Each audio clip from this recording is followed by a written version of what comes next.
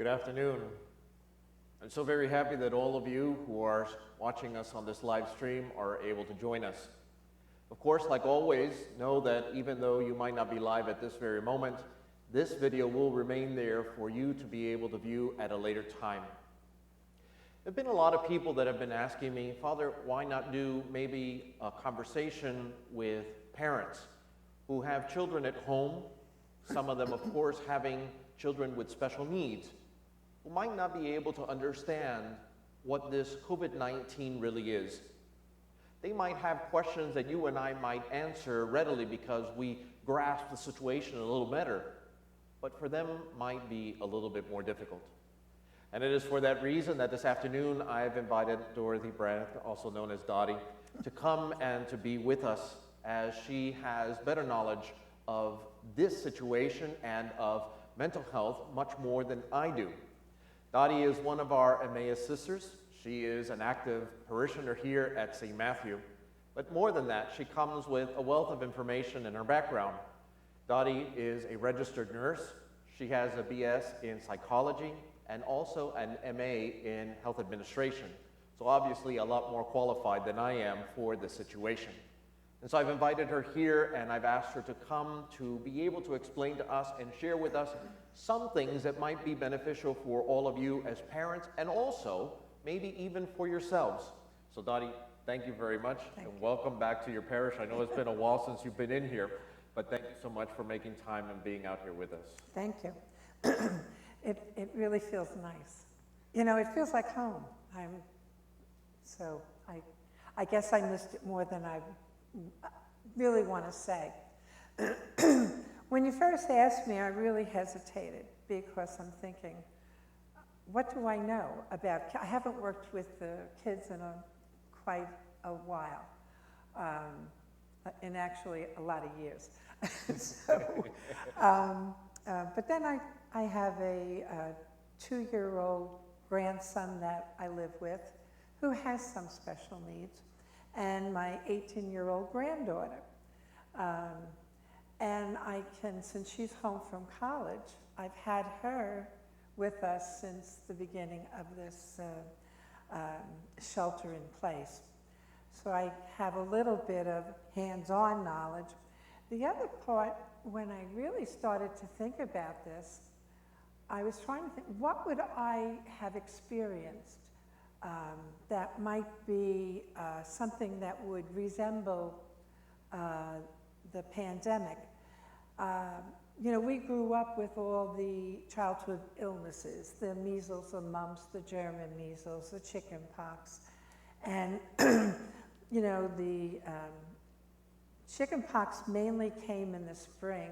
I somehow remember that. And so we either stayed away or we got close to people so we would finally get it and then be immune. But the biggest one that I can actually remember was polio. And I'll have to say, from about 1950 to 55, when I could remember what was going on. Come August, September, excuse me, we weren't allowed to go to the beach. We weren't allowed to go to the movie theater.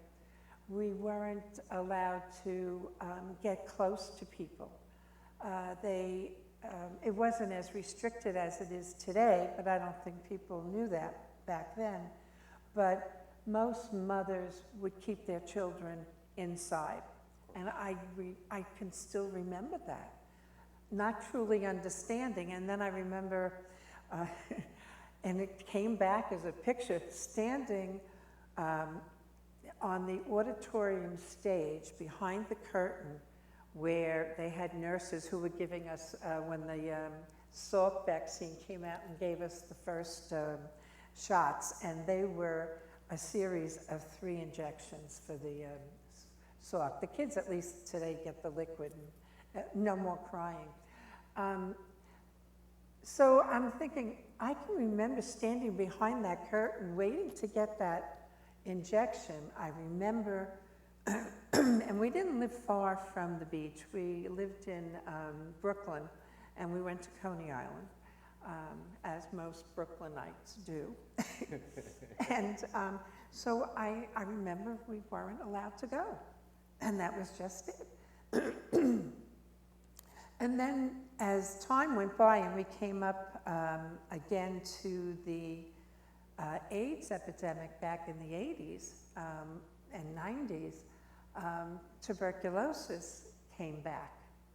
And this was something that, again, they thought was extinct, but it was only dormant and waiting to be exposed. And many people who had been exposed to it, I had a friend and her father had TB as a child, so she was a child, and then she had to go on medication.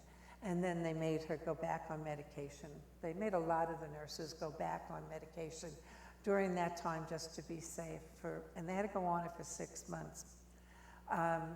So we've encountered some of these things,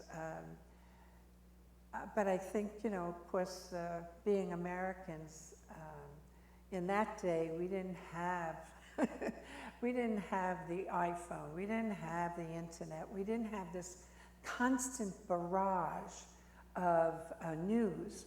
And I don't think it really matters too much how old these children are. To a certain extent, they're picking it up, or they know what's happening.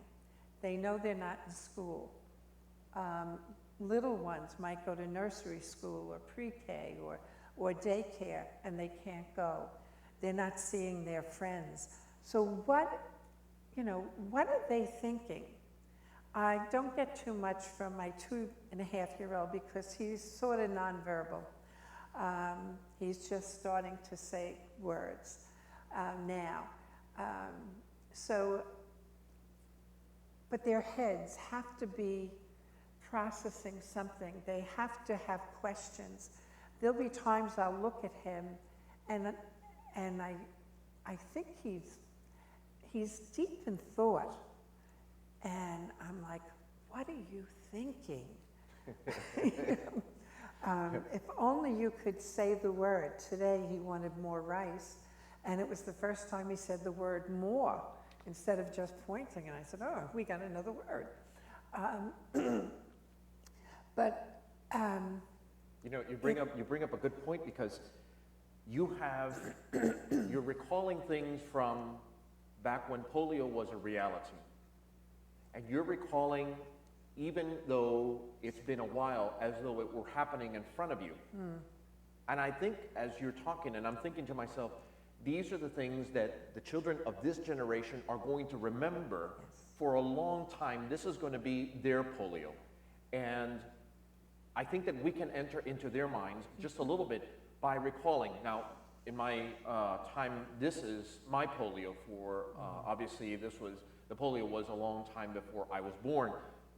But you have to think that they have those questions, as you say, and how wonderful for us to be able to acknowledge, even for the parents, they do have questions even though they might not be asking. They are definitely seeing it through their eyes, and they might not know how to address all of that. So if it's okay with you, I have a few questions that maybe you can help answer that I think a lot of the parents at home might have asked in one way or another, and also maybe even questions that they might not have even thought of asking just yet. And one of the things is obviously, like you say, the bombardment of information. It seems like every morning when we wake up, there's a new way of keeping yourself safe, there's a new way of doing things, and then those ways somehow or another are found not to be as effective. Some people tell us to wear a face mask, other people say that's ineffective. Some people say that you can carry it in your shoes, and then on the other day, we get bombarded to a point where we say, who do we listen to? Right. So I think the most important question is, how can we stop the spread of this virus in the parameters of what we as human beings at home can do? If we take just the home setting and in the house, I think it's important to remember who we're talking to. With children, we have to sort of age them. You have your younger group of children, then you have your middle school, your high school, and then your young adults. And you know, the young ones are maybe a little bit harder to communicate with because sometimes they can't formulate the question. So we might have to help them along. If we're telling them that you have to wash your hands and you want to do it for 20 seconds, well, what does that mean to children? You know? So maybe you will sing a song or you'll say a prayer. I'm a great one with the Hail Mary. The other part is, well, do you have to use soap or can you just use water? And I'm sorry I couldn't do it, but my great-nephew demonstrated one day how if you take a paper plate and pour pepper from your pepper shaker and then put some water on it and try to see what happens, and nothing happens. Then if you take soapy water and mix that in, what you will see suddenly is the pepper just moves right into the soapy water. And then you take that pepper as germs, and that's how you wash your hands. I thought it was very clever. So that's one way of convincing them why we're doing that. And we're doing it for, it's anything. It's not only just this COVID-19 virus, but it's for colds, it's for the flu, it's for a sore throat. It's anything. Dare I say hygiene? It's for cleanliness. Yes, absolutely. And then the same with just wash your hands frequently.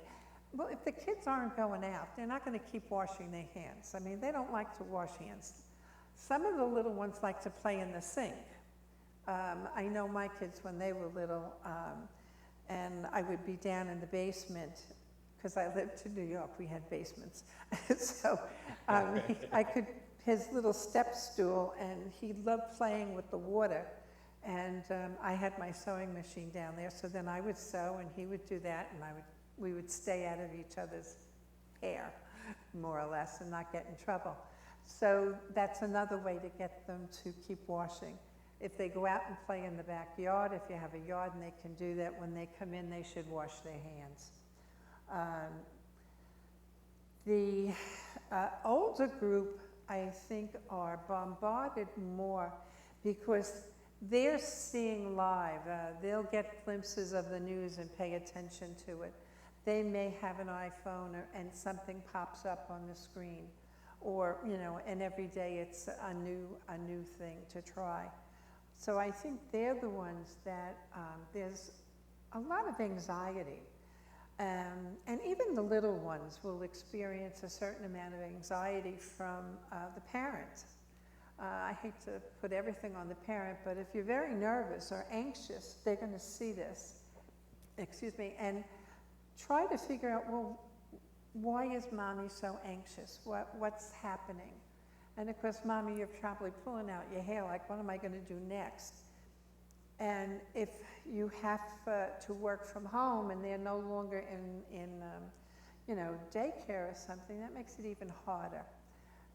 And I admire most mothers and fathers who are doing this and really balancing, because I don't know how to do that. Well, the thing is that most of our lives have been disrupted, and I don't think that there was a preamble to this. No.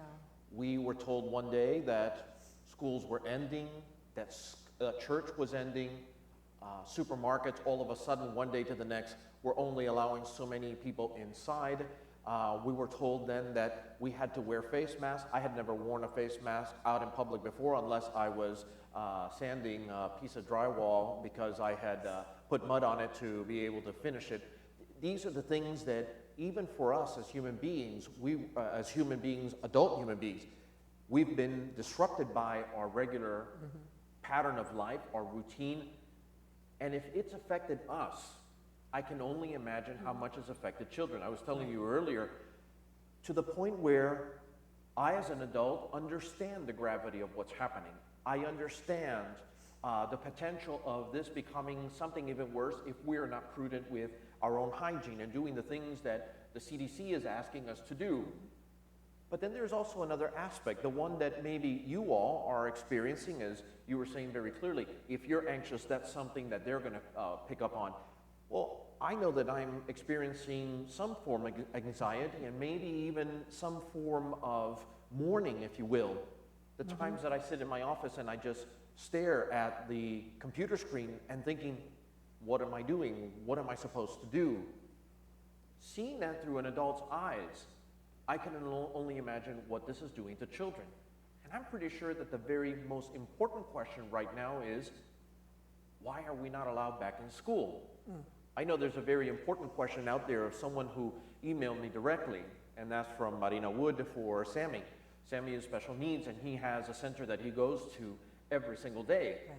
He doesn't quite grasp why he can't go back to his center, a place that he enjoys very much, part of his routine that keeps that routine part of his life in order, and he finds some kind of balance.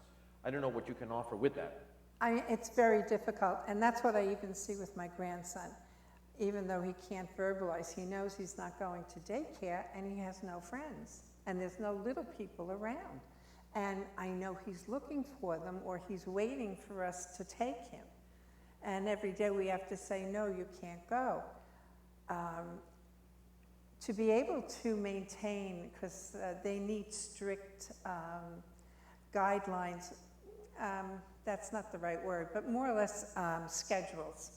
And it's very important to maintain that schedule, especially for special needs, because they live by that. So if we can maintain that at home, we can continue to say over and over about getting sick and whatnot. How much of it they can grasp, I'm not sure. Saying it's like getting the flu or a bad cold is something that they can identify with or have experience, especially if they've had a sore throat or something. But to make that kind of a comparison, but have to put it on a large scale, that it's involving the whole world. And that becomes very difficult. I can only just imagine what people are going through. Even with school-age kids, you know, and I guess one of my non-favorites was that 6th, 7th grade child. Sorry, kids. Mine are beyond that. But, you know, because who says? Why not? Prove it. And I hear all these questions coming at, you know, at you, the parents, and I'm like, oh my God, I don't even know what I would say. You know, how far does because I said so go?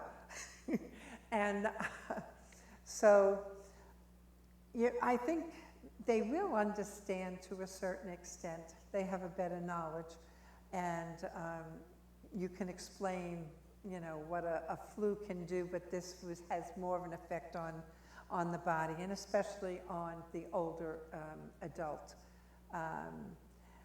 And especially if they have the comorbidities, the other health issues like overweight or hypertension or diabetes or any kind of heart disease. It's going to have more of an effect on that person. So you might say, well, you might not get it, but you might carry it. And if we visit grandma and grandpa, you might give it to them. And that's what we don't want to happen. So it's sort of trying to plead a little bit on their logic, which they understand if they want to. What I am seeing with my granddaughter, though, is she's been home since probably the very beginning. She came home the beginning of March sometime. And so they have been doing classes online, virtual classes, and she doesn't have her friends. She doesn't have her roommate, even though the roommate comes down to visit a few times. I think they can't live without each other. Her own support group. Right, and even though they can Zoom with them in class, or even often, they're always texting her on the phone. She has finals this week. This is the end. And she is a wreck.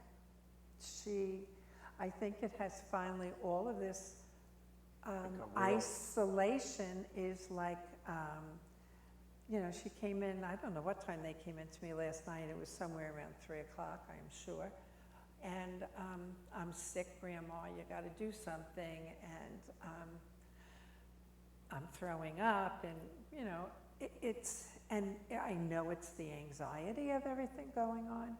It's that lack of camaraderie with your friends and your peer group. Well, her I'll hug. Yeah. I got to hug her. But, you know, so it has an effect on every stage.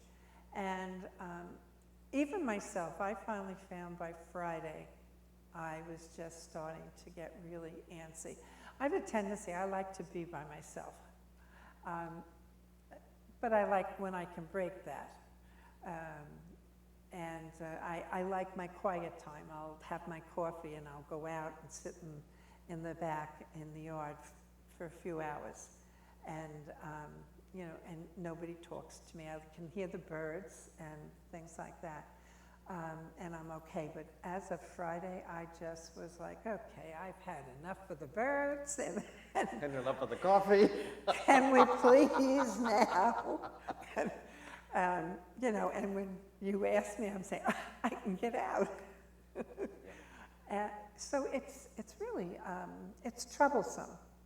And to have to teach the kids schoolwork, I mean, I'm a fairly good student, and I can get your math problem, I can solve it, but it's not the way you do it. Exactly. You know, I'll come up with the right answer, and then you're going to ask me, and, well, that's not how they do it. So now we have another problem.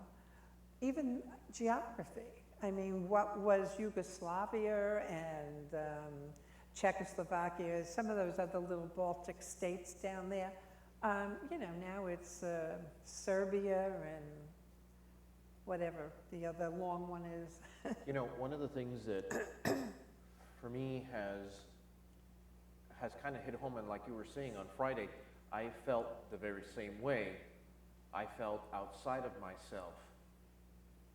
And I think that for the first time, just like you, I began to experience what this isolation is doing. And I think to myself, the campus here at church is really large. I come to church, I celebrate Mass, as many of you are obviously tuning in. I'm in the house, the office is open, so I have some kind of relationship with the two members of the office that are there, although I try to stay away as much as I can, obviously to protect them and to make them feel comfortable. But there's also that innate reality. I'm here not because I want to be here. I'm here because I have to be here. One of the things that for me has become a real, very real, and seeing the cars that are coming when we've done the distribution for the outreach program, the groceries and whatnot, is that a lot of our families have lost their jobs. That's a very large anxiety, because you know that maybe you are the sole breadwinner at home and everybody's listening to the chaos that the unemployment website is having. So I'm assuming that all of this extra burden, and you bring in now this idea of children with homework because they're still at home, and I want to just parentheses that just a moment. Thank God that the schoolwork is still there, because come a couple of weeks when the schoolwork is no longer there, what is going to keep them occupied? I'm hoping and praying that both Miami-Dade County and Broward County schools will come up with some kind of program to keep kids, at least their attention on something, that they're focused on something, because there really is very little to do. They can't go out and play basketball. We hear that some of the parks are opening, but how many parents are going to feel comfortable enough to let their kids go out? If I were a parent, I wouldn't. Because, Not yet. you know, there's just a lot of ifs, ands, and whats that are still unanswered. So I don't know what kind of light you can bring to that. We can hope that they'll start to see that necessity, because how many children are really learning?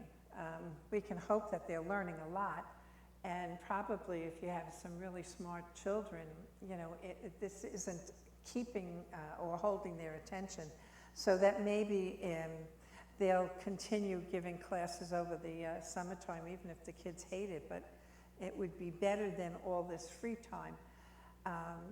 You know, going to parks and playgrounds and the beaches, it's still, you know, questionable whether that's wise. But I think to help the anxiety, or for any of us, and I even tell myself I should be doing it, but I'm not too good at following my own advice, is to go for a walk around the block. You know, I have 3 dogs. I could take them for a walk instead of letting them just run in the yard. I could take the baby, you know, and push him around the block. So sometimes it might be good to be able to just take the kids by hand and let's go for a walk around the block. Do it once or do it twice. You know, you're looking at people from a distance, you know, maybe somebody else. Mrs. Smith is doing something in her flower bed and you can just say, hi, how are you? And sometimes that's just enough contact. Yeah, I think that a lot of people have a misconception of isolation and what you've just described. Yes, I'm isolated because I have to keep myself away from other people and to protect myself and other people, but that doesn't inhibit me from maybe going for a walk around the block, not talking or stopping to talk to someone maybe close, but just getting out to be able to breathe fresh air. I see out here in our big lot, I see a lot of families that kind of start emerging around 4 or 5 o'clock in the afternoon, and as I sit out in the screen porch and looking out, there's even a gentleman now that is bringing his model helicopters, and he's doing that not so much probably for him, but for the kids who are there, who are sitting around and just looking. It's something different. Yeah, and I think that's important, and it's important, you know, besides the science and biology pointing to the different flowers and shrubs that might be popping up and pointing them out. The kids like to be able to see new things.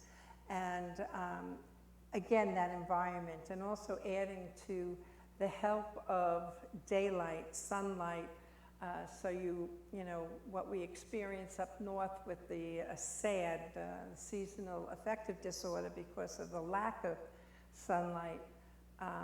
And I think that's probably why I go out and sit in the yard for 2 or 3 hours each day, because being inside too much, too long is like overwhelming. A little, you know. In those nice days, though, I could go in the pool. So that was even nicer, those 90-degree days. So any little things, yes, it's keeping them somewhat isolated from other friends, but yet communicating. Most here we have the 6-foot fences because of pools. You know, in New York we didn't. We had 4-foot fences, and we could hop. I remember hopping the fence to both sides, and or the houses were not that close, so we could talk through the back windows to one and pass stuff back and forth. So there was a little more contact than you might have now. Or living in an apartment building is difficult unless you had a balcony where you could go sit out. But I think it's trying to make parents as creative. I'm watching my nieces on Facebook, and they keep popping up, and they're my one niece is incredible with making things, and her son is, you know, like he's 6. No, he just turned 7. So he's a chef, and they're cooking together all the time. And he eats the strangest foods. So does she. But, you know, he's a kid that's been introduced to all these things, and he'll try it. My other niece has their 2 little ones, and in fact, she came down with the virus because she's a nurse and has been working this time. And then having to keep everybody in strict isolation, waiting to see if the kids came up with it or her husband, which fortunately nobody has developed it. And she's back to work already. So it was a strange virus that affected her. She lost her taste. And the worst thing for an Italian is to lose your taste. Yes, it is. And but that's back. That's when they knew she was better. So she takes them out, they go for walks, they go around the neighborhood, but, again, keeping distance. And it's just anything to keep them busy. Of course, if you have older ones and younger ones and you're trying to do schoolwork and you have our prayers. That's I don't have another answer for some of that. I'm listening to you, and I'm listening to the words you're saying. This has become a time for all of us to become very creative. One of the questions that I hear the most from kids is, why can't we go back to church? Why is the church closed? And probably even behind that question is the words, well, don't we believe that God can do all things? And absolutely He can. And there are certain moments in our lives, especially with our health, that we have to take care of ourselves. It's in all aspects of life. I don't care how many times you go to church. If you eat fatty foods and you don't take care of yourself, if you don't take vitamins, if you don't do exercise, I guarantee you're going to suffer from either heart disease or something else. So that doesn't take away from our faith. We have to take care of ourselves, and this virus has presented a new reality. And the reality is that we've had to kind of distance ourselves from each other. Distance in the physical aspect, but maybe not in the digital aspect. But also, how about the not-so-distancing at home? You were talking about the creativity of some of these children that are out there, some of these kids who have incredible talents that are capable of doing a lot of things. And I think as a parent, the biggest challenge right now is maybe putting aside your own sorrow and putting aside your own anxiety and putting aside everything that you're feeling that is absolutely normal, that is so very human, but that they need us more than ever now to be able to find some kind of normalcy or to find a balance in their lives. And part of that is going to be to feed into that creativity, whatever that is, whether it's cooking or whether it's art, whether it's maybe mechanics, or maybe this is the perfect time to build something.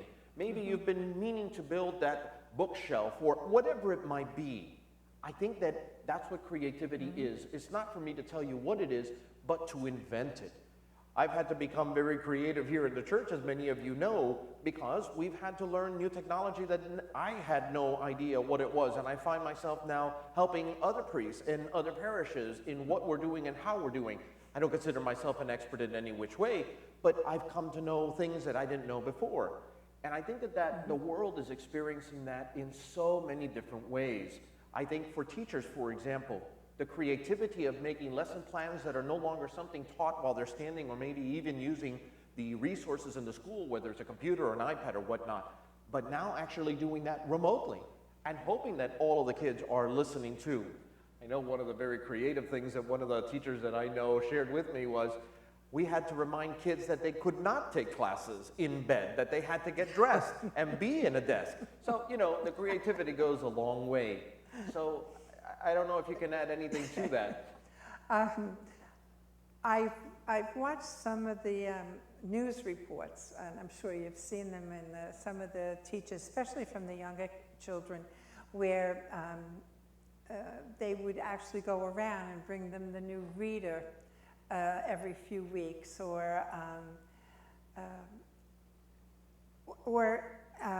enticing in a sense of drawing, coloring, cutting, pasting, somehow making those collages. And if you can do it, and you have enough magazines floating around where they can actually describe their feelings, and they'll describe their feelings with color, and then to watch what emerges from that picture. And even with cooking, if you are making cookies or That one I like. that, you know, and if you're adding sprinkles, and what color sprinkles are they using, or if you're adding, you know, the dyes, what kind of dyes are they using? I think those are some of the things. I didn't think about having to get dressed to go to class, because I know my granddaughter doesn't. She has 2 8 o'clock classes, and so she gets up, she does eat, and then she goes to class, but then she goes back to bed. So, but that's part of that routine where, you know, even though the kids don't have to be out at a certain time to catch that bus, they should be ready at a certain time. You know, we can give them an extra hour's sleep now because you're not traveling and doing other things. But, you know, if you're in school and your classes start at 8:45, well, that's when you sit down at your computer and you start to do your work. If you stop at, say, at 10:30, 11 for a break, okay, you can go run around the yard or walk around the block, come back. Have your lunch, then go back to class. To keep them somewhat, as best we can, on that schedule. And yes, when 3 o'clock comes, they're finished. If they have some homework, you might let them play or whatever they want to do for an hour or so, and then sit down and do homework. But to keep that routine and that structure there. But something that you said, and I had thought about it, was the children that had been preparing for First Communion and confirmation, and suddenly everything stops. And, you know, but Father says Mass every day, and he, you know, we have the Eucharist present every day. Why can't I make my First Communion? How do you tell that to a little kid? Well, we just have to wait until after this. And we can't go to church because we sit too close to each other, and you know, we breathe and cough and sneeze and everything else, so we can't really do that.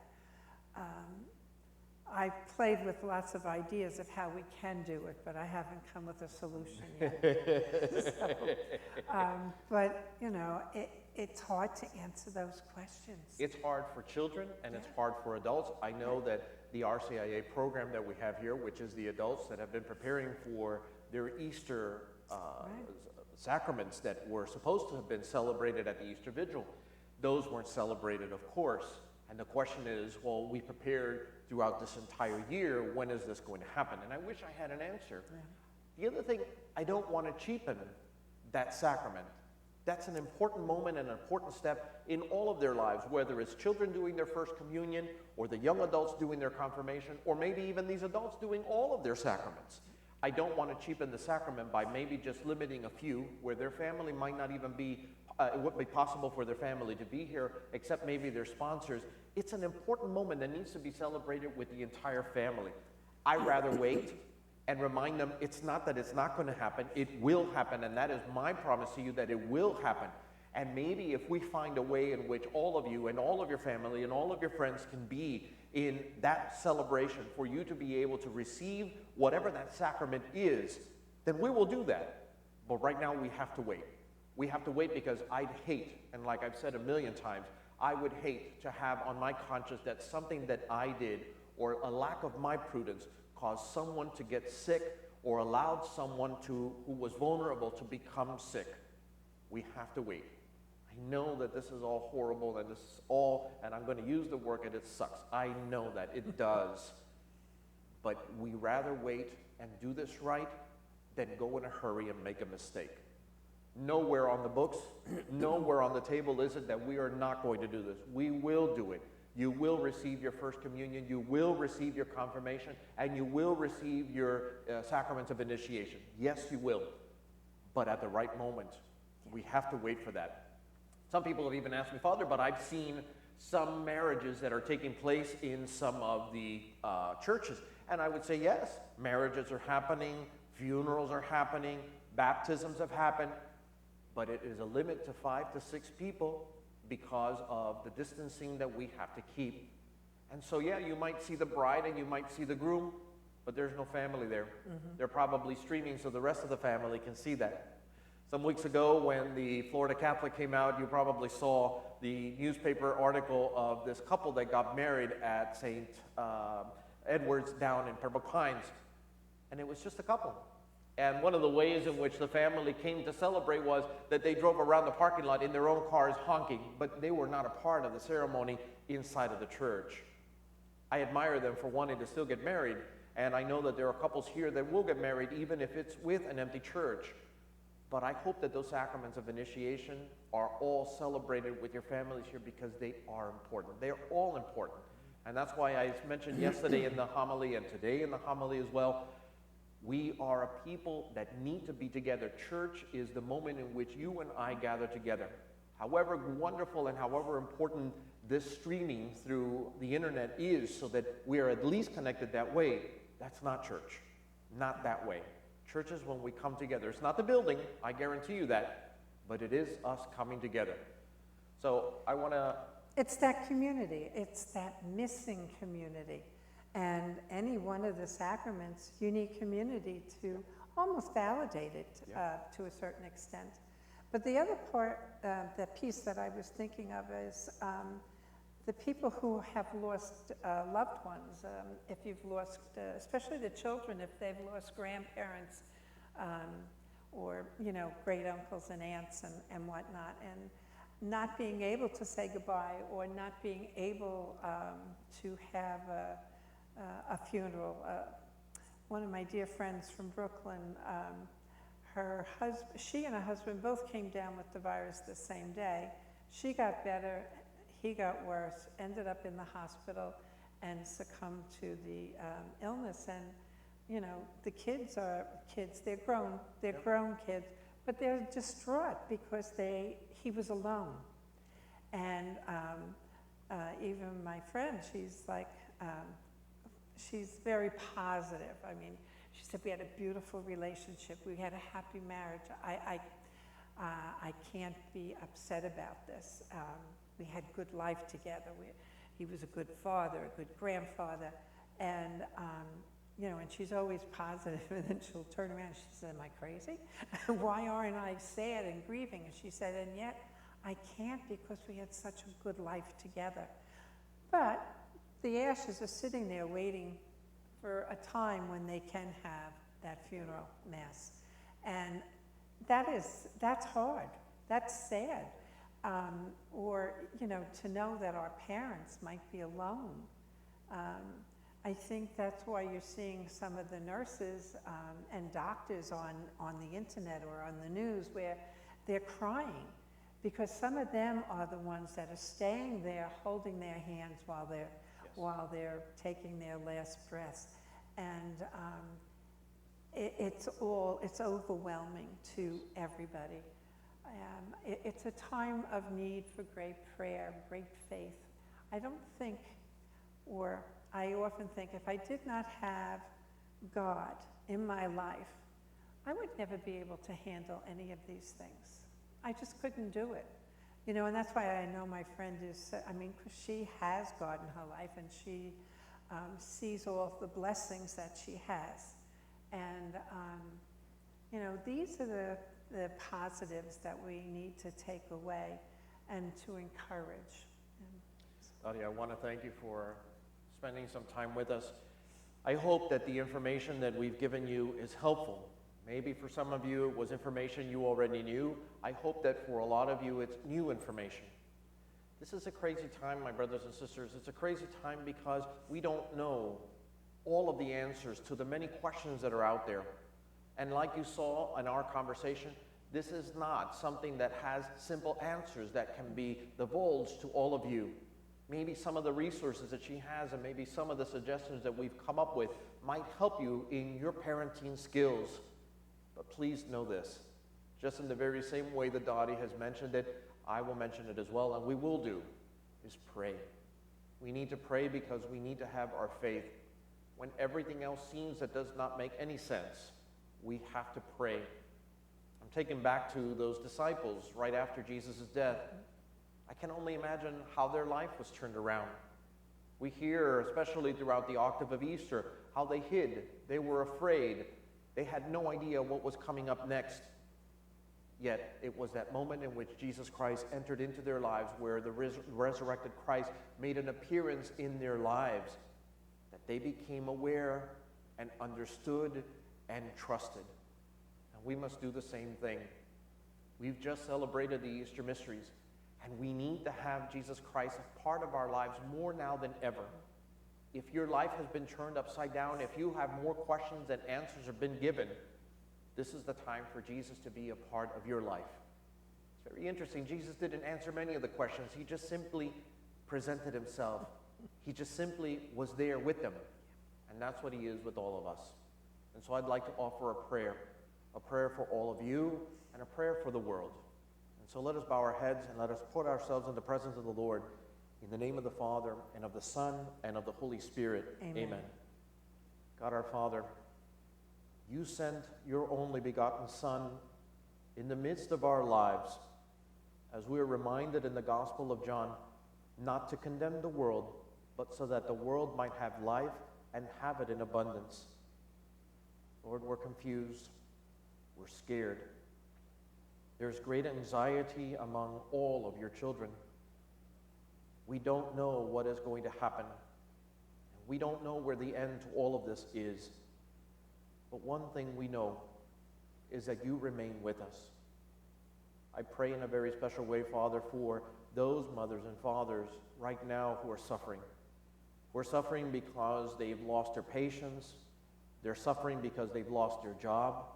They're suffering because their anxiety has taken the better part of them.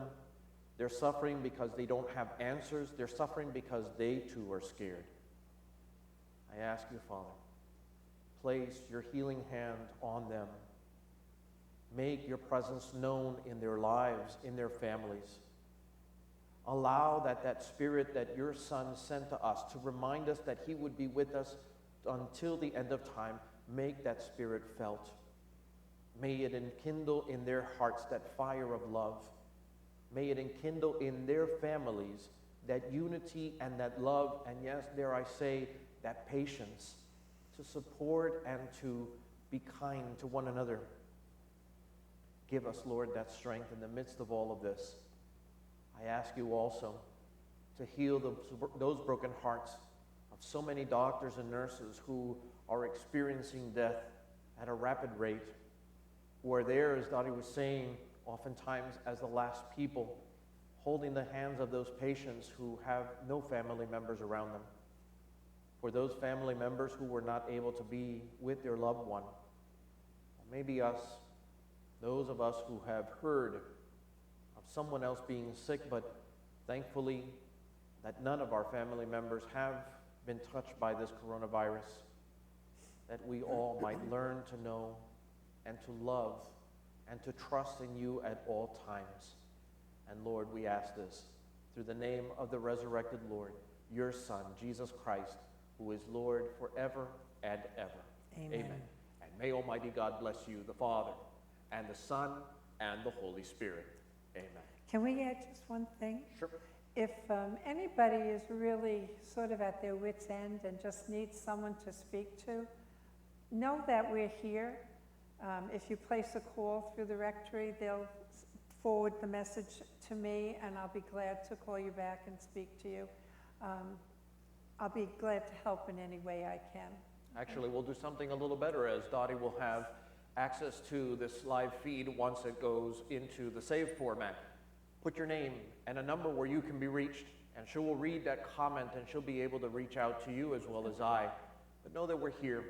We might not have all the answers, but we can listen to each other. Right. And I think that that's the most important thing that we can do at this very moment. So again, Dottie, thank you. And thank you to all of those who were with us throughout the entire live stream. And know that if there is in any which way that we can help you, we're here for you. So God bless you, and have a great afternoon. Thank you.